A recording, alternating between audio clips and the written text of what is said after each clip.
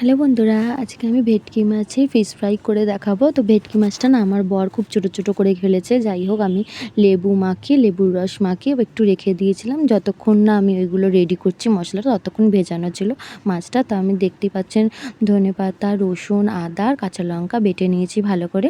তারপরে আমি ভেটকি মাছের মধ্যে এই মশলাটাকে ভালো করে মাখিয়ে ম্যারিনেট করে নেবো। এর মধ্যে দেবো আমি আরও আধখানা লেবুর রস দিয়েছিলাম। তারপরে দেবো গোলমরিচের গুঁড়ো, নুন দিয়ে আর চিলি ফ্লেক্স করেছিলাম ওগুলোও দিয়ে দিলাম, দিয়ে ভালো করে মাখিয়ে রেখে দিলাম। তাও মেখেছি আমি তাও 20-25 মিনিট আমি ম্যারিনেট করে রেখেছিলাম। এরপরে আমি কোটিংয়ের জন্য রেডি করে নেবো জিনিস। আমি 3 চামচ ময়দা গুঁড়ো দিয়েছি, তার 3 চামচ অ্যারারুট দিয়েছি, আমি সমান পরিমাণে দিয়েছি। তারপরে গোলমরিচের গুঁড়ো দিয়েছি ওর মধ্যে, দিয়ে নুন দিয়েছি আর ওই চিলি ফ্লেক্স একটু দিয়েছি, তার দিয়ে আমি মিক্সড করে রেখে দিলাম। ওইদিকে আমি বিস্কুটের গুঁড়ো রেডি করলাম। বিস্কুটের গুঁড়ো আপনারা পাউরুটির গুঁড়ো ব্যবহার করতে পারেন, তো আমি বিস্কুটের গুঁড়োই ব্যবহার করছি। এর মধ্যে গোলমরিচের গুঁড়ো আর লঙ্কা যেইটুকুনি ছিল, শুকনো চিলি ফ্লেক্সটা যেইটুকুনি ছিল আমি মিক্সড করে দিলাম। দিয়ে এদিকে আমি 2টো ডিম ভালো করে ফাটিয়ে নিলাম। এর মধ্যে একই পদ্ধতি গোলমরিচের গুঁড়ো দিয়েছি আর একটু নুন দিয়েছি, দিয়ে আমি ভালো করে ফেটিয়ে নিলাম। ফেটিয়ে নিয়ে এবার আমি রেডি করব। দেখুন আমি একটা পিস নিয়েছি, আর ভীষণ ছোটো ছোটো করে দিয়েছি আমার বর্গ, না হলে কিন্তু সুন্দরই হতো। কাটিংটা আর আকৃতিটা একটুখানি কেমন হয়েছে, নাহলে খেতে খুবই সুন্দর হয়েছে। আর যেরম পদ্ধতি আমি বাঁ হাত দিয়ে করেছি, কারণ ডান হাত দিয়ে একই হাত দিয়ে করলে না দেখছি খুব গুলি পাকিয়ে যাচ্ছে জিনিসগুলো। ওই জন্য একটু বাঁ হাতটা একটু ভালো করে ধুয়ে নেবেন, দিয়ে বাঁ হাত দিয়ে একটু করবেন, দেখবেন সব কিছু সুন্দরভাবে পরিষ্কারভাবেই হবে। এরপরে আমি এরকম কোটিং করে নিয়েছি।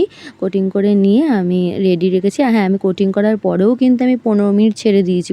আমি সঙ্গে সঙ্গে ভাজিনি, 15 মিনিট পরে আমি ভেজেছি। তো দেখুন খুব ভালো হয়েছে ভাজাটা, মুচমুচে হয়েছে, দারুণ হয়েছে, ঠিক বিয়েবাড়ির মতনই হয়েছে কিন্তু হেবি সুন্দর হয়েছে।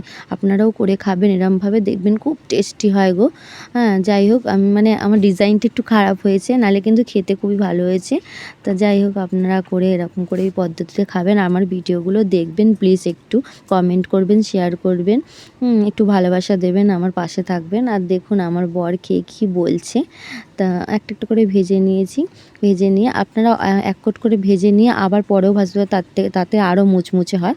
তা আমি তাড়াতাড়ি করার জন্য আমি একবারেই ভেজে নিয়েছি। দুবারে ভাজলে আরও ভালো হয়। তো যাই হোক, দেখতে একটু কেমন হয়েছে ঠিকই, তাও ভালোই হয়েছে। আকৃতিটা একটু কেমন হয়েছে, ফিশ ফ্রাইয়ের মতন হয়নি। ওই যে মাছগুলো বড্ড ছোটো করে দিয়েছে, তো ওই জন্য কী করবো বলুন। তারপরে যাই হোক, ভাজা হয়ে গেলে এরপরে আমার বর খেয়ে কী বলবে আপনারাই শুনুন। নাও, কি করেছো? জানো না মনে হচ্ছে। ফিশ ফ্রাই একটু ভেঙে দেখো, দাও আমার হাতে দাও, ভেঙে একটু দেখো। দারুণ হয়েছে। নাও এর খাও, খেয়ে দেখো।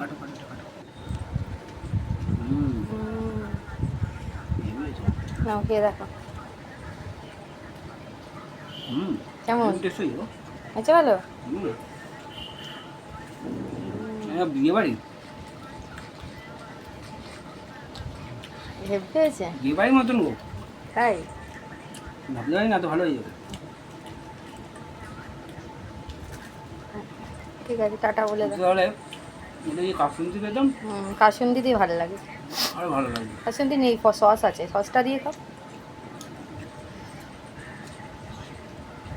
নাও টাটা দিয়ে দাও। হুম। হুম।